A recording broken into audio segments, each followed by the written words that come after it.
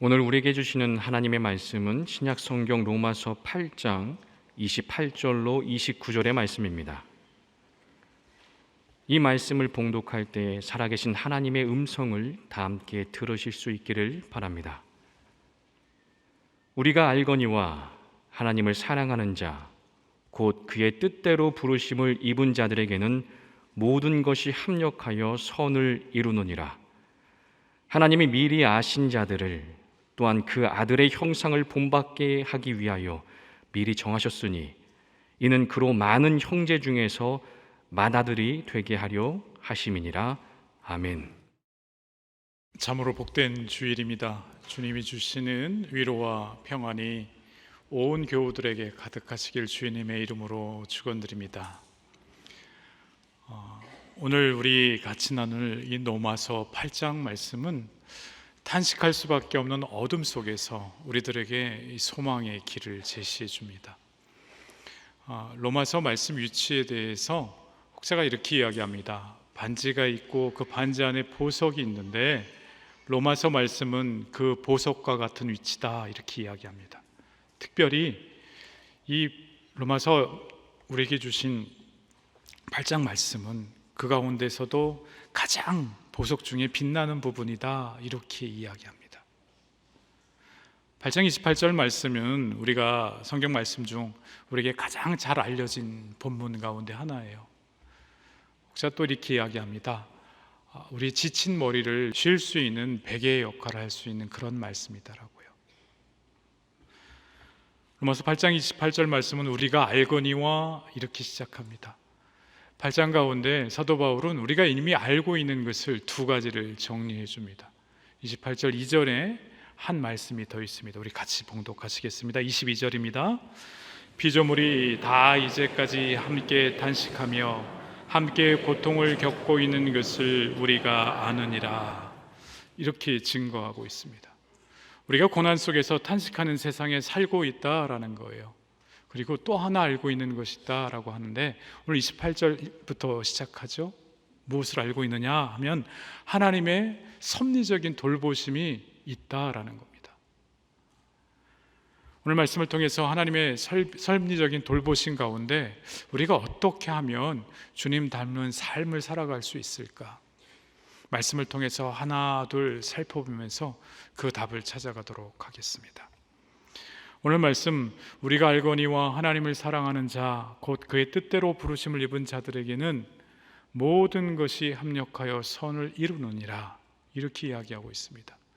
여러분, 이 말씀을 보면서 주어가 무엇인지 한번 찾아보시길 부탁드립니다.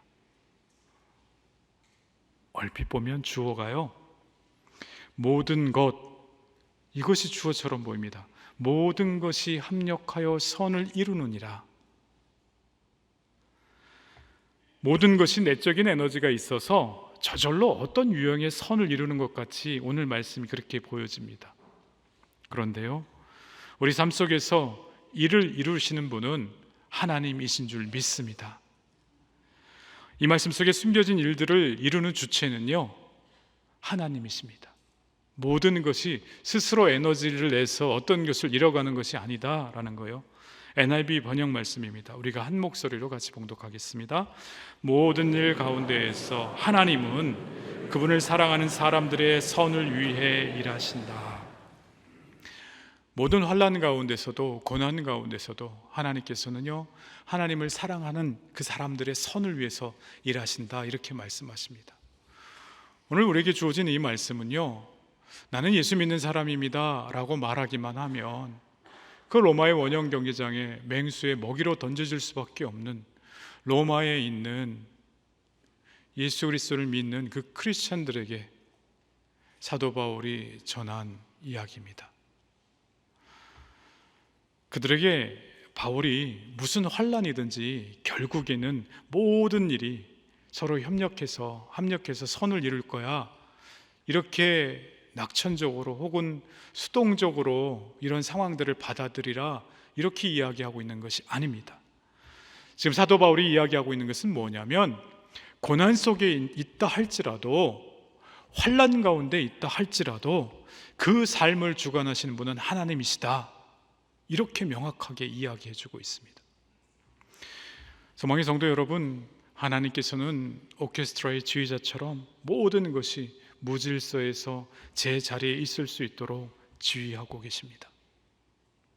우리 삶 속에 선한 일을 이루어 가시는 분은 하나님이시다라는 겁니다. 그런데 이 하나님께서 선을 이루어 주신다고 하셨는데 그 선을 이루어 주시는 대상에 관해서 궁금한 부분이 생깁니다.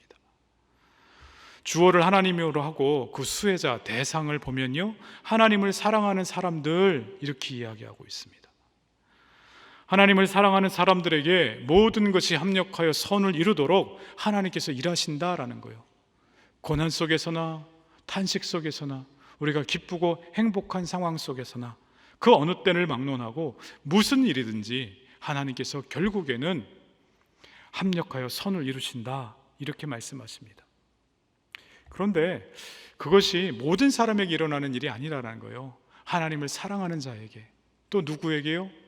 하나님의 그 뜻대로 부르심을 받은 자에게 일어난다 이렇게 이야기합니다. 하나님을 사랑하는 것이 하나님의 뜻대로 부르심을 받은 것이다 이렇게 이야기해요. 그런데 우리가 먼저 하나님을 사랑한 것이 아니에요. 바울이 고린도후서 5장 14절 상반절에 이렇게 이야기합니다. 그리스도의 사랑이 우리를 강권하시는도다. 세 번역은 같이 읽어보겠습니다. 그리스도의 사랑이 우리를 휘어잡습니다. 예수님의 사랑을 받은 사람들의 행함은요, 그리스도의 충만한 사랑이 너무 감격스러워서 다시금 우리가 하나님을, 예수님을 사랑하게 된다라는 거예요. 그리고 그 하나님 뜻에 순종해서 그 부르심 가운데 충실하게 된다 이렇게 이야기합니다. 우리가 주님께 드리는 최고의 헌신은요, 주님께서 우리를 사랑하신 그 베푸신 최고의 사랑에 대한 반응이 된다 이렇게 이야기합니다. 요한복음 12장에 죽은 나사로를 살리신 예수님께서 베다니 지역에 돌아오십니다. 그 예수님에 대한 웰컴 파티가 열려져요. 그때 마리아가 나드 300g을 가지고 와서 예수님 발 아래 부어드리고 머리카락으로 닦아드립니다. 그 모습을 보고 가룟 유다가 이렇게 이야기합니다. 이것을 팔면 300데나리온이나 되는 그 가치가 있고 어려운 사람들을 도와주면 좋을 터인데 라고 꾸짖습니다. 그런데 여러분, 여기서 한번 깊이 생각을 해봐야 됩니다. 정말 주님의 사랑을 깊이 체험하고 경험한 사람들의 그 반응의 모습이 어떻게 나올 것인가? 그들의 헌신의 모습은 어떻게 나올 것인가? 가룟 유다는요, 주님의 깊은 사랑을 알지 못했습니다. 그래서 그 헌신의 자리에서 계산을 하고 있습니다. 주님의 깊은 사랑을 알지 못하는 사람들은요, 헌신의 이유가 자기에게 있을 때가 참 많이 있습니다. 나에게 맡겨진 일이니까, 적어도 사람들이 나를 어떻게 생각할지 모르니까, 적어도 신앙생활을 하는 사람들이라면 이 정도의 책임감은 가져가야 되는 것 아닌가, 이렇게 생각할 때가 참 많이 있습니다. 그런데 정말 주님을 사랑하는 사람들의 모습은요, 그 이전에 주님께서 주신 사랑이 너무나도 커서 그것에 감격해서 주님을 사랑하게 되고 주님의 뜻에 더욱더 순종하는 삶으로 연결됩니다. 하나님의 사랑을 아멘으로 받아들인 사람들은 주님을 사랑하고 주님의 뜻을 살펴서 그 부르심에 순종한 자들과 동일한 사람들입니다. 그런데 우리는 여기서 또 한번 알아봐야 할 것이 있습니다. 주님이 이루어주실 선이라는 것의 의미를 알아야 한다라는 거예요. 도대체 이 선의 의미가 뭘까요? 우리가 합력해서 선을 이룬다라고 할 때 이 가장 잘 알려진 구절인 이 선을 이룬다라고 하는 게 노래 가사처럼 그대여 아무 걱정하지 말아요, 여하튼 이 모든 것이 다 잘 될 거예요, 이런 의미일까요? 코로나도 모두 지나가고 자녀들에게 생겼던 문제들도 해결되고 내 건강의 문제도 해결되고 다 잘 될 거야, 이런 식으로 이해하는 것이 이 선이라는 것을 이해하는 것일까요? 특히 하나님이 이 문장의 주어가 된다는 걸 알게 되고 결과적으로 모든 것이 해피엔딩으로 끝날 것이다, 이렇게 생각하기 쉽습니다.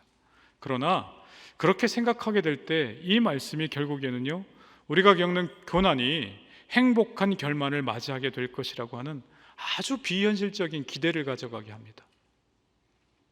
그런데 우리의 삶 가운데 고난이 더욱더 깊어지고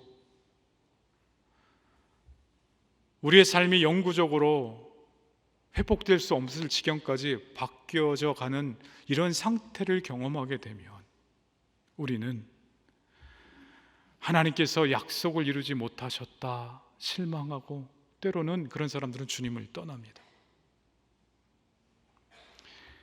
이 구절이 밴드나 반창고가 돼서 모든 상처를 싸매어주는 것은 아닙니다. 사도 바울이 선이라고 하는 것이 우리에게 부를 가져다주는 성공이나 우리가 예수님을 믿기 때문에 다른 사람들보다 조금 더 높은 자리에 앉을 수 있다라고 하는 약속을 주는 것이다, 이렇게 이야기하지 않습니다. 여기서 선이라고 하는 것은 우리가 하나님을 사랑하고 부름받은 사람들이기 때문에 덜 고통받고 덜 고난받고 덜 어려움에 처할 것이라고 이야기하지 않습니다. 선이라고 하는 것은요, 이 땅에서의 좋은 것을 의미하지 않아요. 우리가 상식적으로 알고 있는 그 좋은 것이 선이다라고 말하지 않는다라는 것입니다. 29절 상반절 말씀에 따르면 하나님이 이미 아신 자들을 또한 그 아들의 형상을 본받게 하기 위해서 미리 정하셨으니, 이렇게 이야기합니다.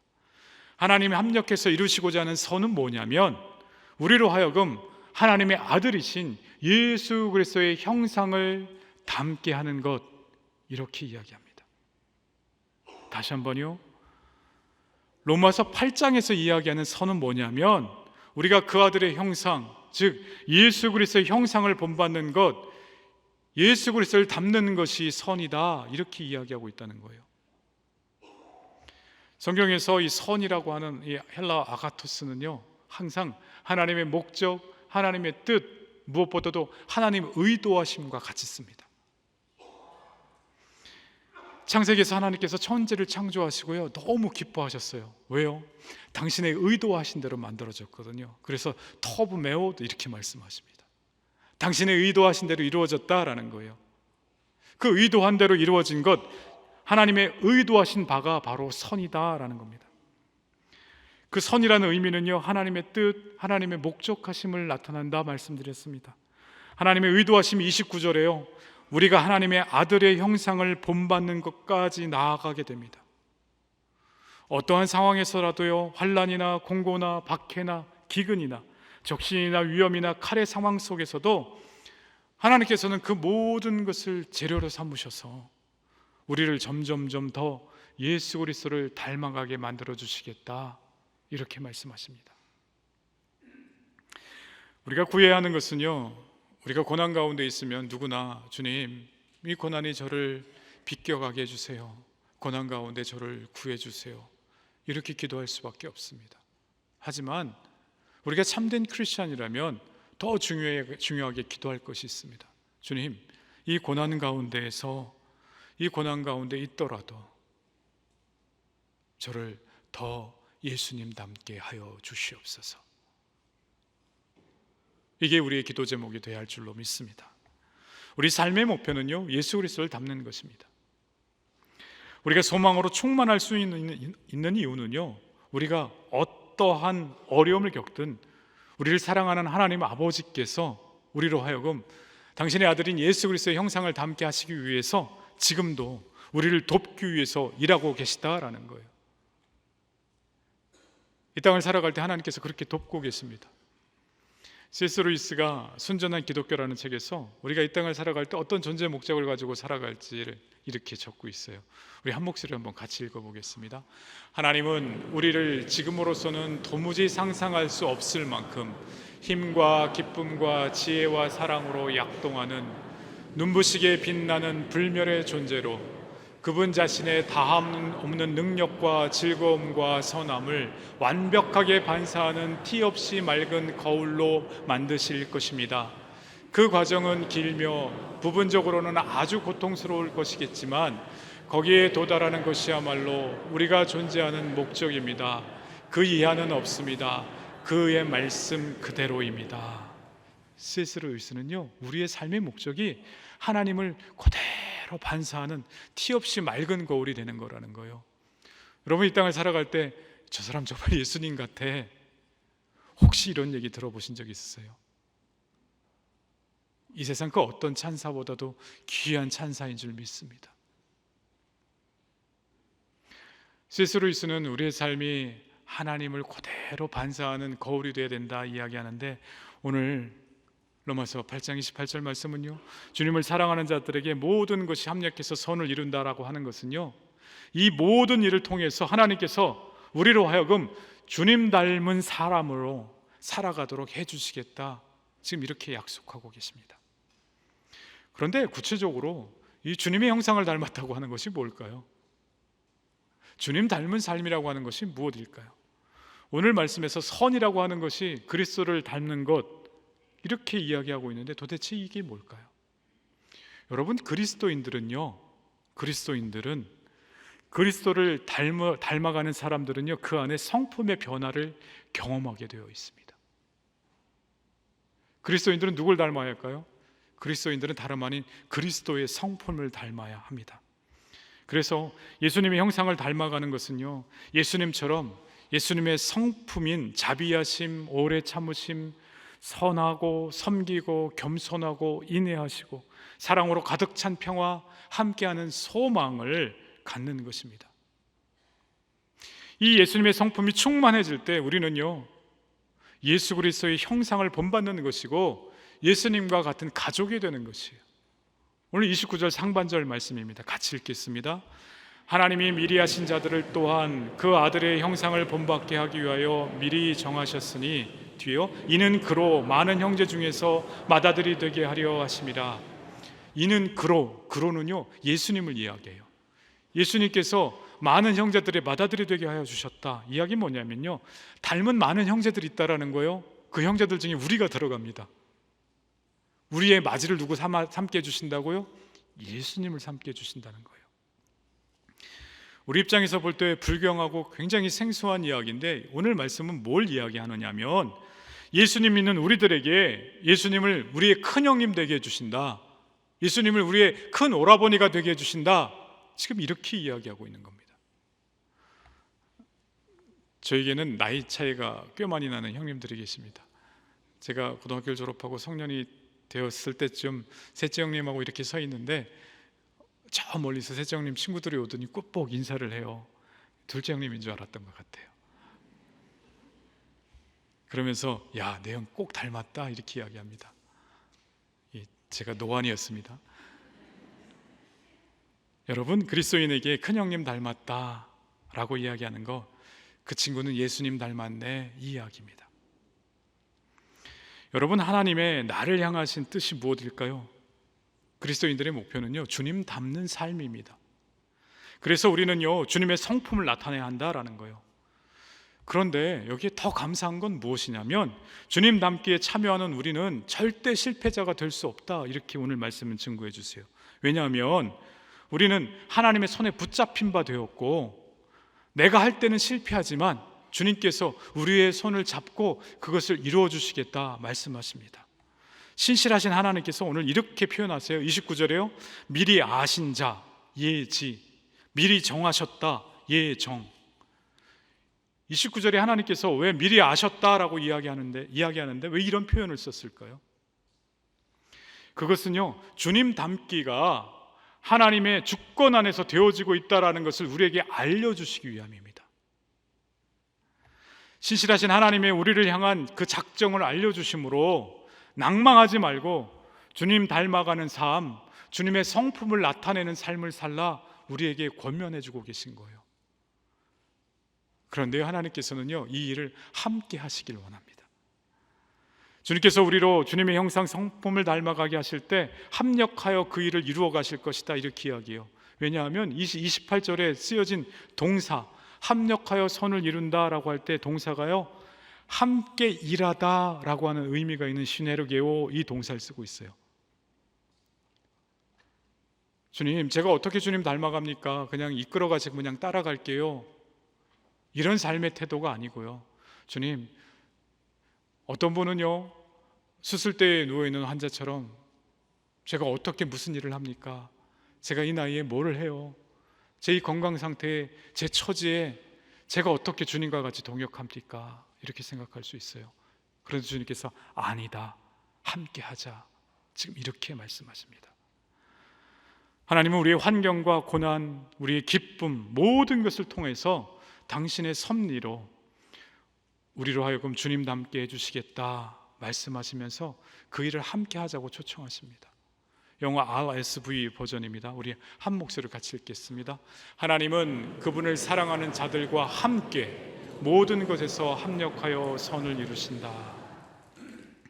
전능하신 주님께서 주권을 가지고 이끌어 가시지만 하나님은요, 하나님을 사랑하는 여러분을 통해서 그 일을 함께 하길 원하신다, 이렇게 말씀하십니다. 바로 여러분을 통해 그리스도의 성품이 나타나길 원하신다, 이렇게 말씀하십니다. 실패하지 않도록 주님께서 우리로 하여금 삶의 모든 일을 통해 주님 닮은 성품이 되도록 인도하실 때 힘을 내서 함께 손을 잡고 가자, 이렇게 말씀하십니다. 마태복음 5장 6절에요, 의에 줄이고 목마른 자는 복이 있나니 그들이 배부를 것이며, 이렇게 이야기합니다. 존 메가더 목사님이 이것을 주석하면서 이렇게 이야기해요. 의에 줄이고 목마른다라고 할 때 이게 현재 분사래요. 그래서 의에 줄이고 목마르면 하나님께서 우리에게 의로 채워주신다는 거예요. 그런데 의로 채워주면 우리는요, 또 다른 의에 목마르게 되어 있다는 거예요. 그럼 하나님께 또 다른 의로 복음으로 채워주시면 그것을 채워진 우리는요, 또 다른 의에 또 목마르게 되어 있다라는 거죠. 존 메가더 목사님이 이렇게 그 책 이렇게 이야기하더라고요. 목마름이 우리 인생에 끊이지 않는 것이 복이다, 이렇게 이야기합니다. 목마름이 끝나는 순간 우리는 타락하게 되어 있다라는 거예요. 우리가 주님 닮기를 멈추는 순간, 우리 삶 가운데 힘들어도 주님의 성품 나타내기를 멈추는 순간 우리는 타락하게 되어 있습니다. 아무리 나의 삶이 힘들다 할지라도 주님께서 지금 함께 감당하고 가자, 이렇게 말씀하십니다. 말씀을 정리하려고 합니다. 오늘 말씀은요, 우리가 환난과 고난 가운데 있을 때 어떻게든 잘 풀릴 거야 라고 하는 그 근거 없는 희망을 말씀하는 것이 아닙니다. 오늘 말씀은 하나님의 그 부르심은요, 단순히 우리가 복음을 받아들여서 구원받자 여기서 그치는 게 아니에요. 하나님께서 사랑하는 딸아, 아들아, 나와 깊은 관계를 갖자. 그래서 너희들이 나의 형상을, 나의 성품을 나타내줬으면 좋겠다, 이렇게 초청하고 계십니다. 우리는 살아가는 삶의 여정을 통해 하나님은 나를 주님 닮는 자녀로 만들어 가실 거라고 하는 소망을 가져야 됩니다. 그런데 이 소망이라는 것이 내 스스로의 확신에 근거한 소망이 아니에요. 오늘 말씀을 통해서 우리에게 알려주셨죠. 어떤 소망이라고요? 하나님이 미리 아시고 미리 정하셨기 때문에 그 확신에 근거한 소망이다라는 것입니다. 그래서 정말 우리가 삶 가운데 고난 가운데 있다면 그 고난이 하나님의 성품을 훈련할 수 있는 기회가 되고, 우리가 정말로 힘든 가운데 눈물만 흘릴 뿐, 심지어 입을 열어서 주님께 고백할 수 없는 순간에도 기도라고 나오는 것이 주님, 이 고난을 피하게 해주십시옵소서, 그 기도만 나오는 순간이라 할지라도 주님께서 우리를 다시금 권면합니다. 사랑하는 딸아, 아들아, 그 일을 통해서 예수 그리스도의 형상을 닮아가고 예수 그리스도의 성품을 닮아가라, 이렇게 권면하시는 줄 믿습니다. 같이 기도하시겠습니다. 지금도 신실하게 우리가 예수 그리스도의 형상을 닮아가도록 역사하시는 주님, 우리가 때로는 준비되지 못했다 할지라도 삶의 모든 순간이 그리스도를 닮는 과정임을 깨닫는 그 믿음의 지혜를 허락하여 주시옵소서. 불안의 시대에 하나님께서 알려주신 것을 놓치지 않으므로 하나님께서 하시는 일에 대한 기대감을 가지고 함께 동역해 나갈 수 있는 은혜를 허락하여 주시옵소서. 예수님의 이름으로 기도하옵나이다.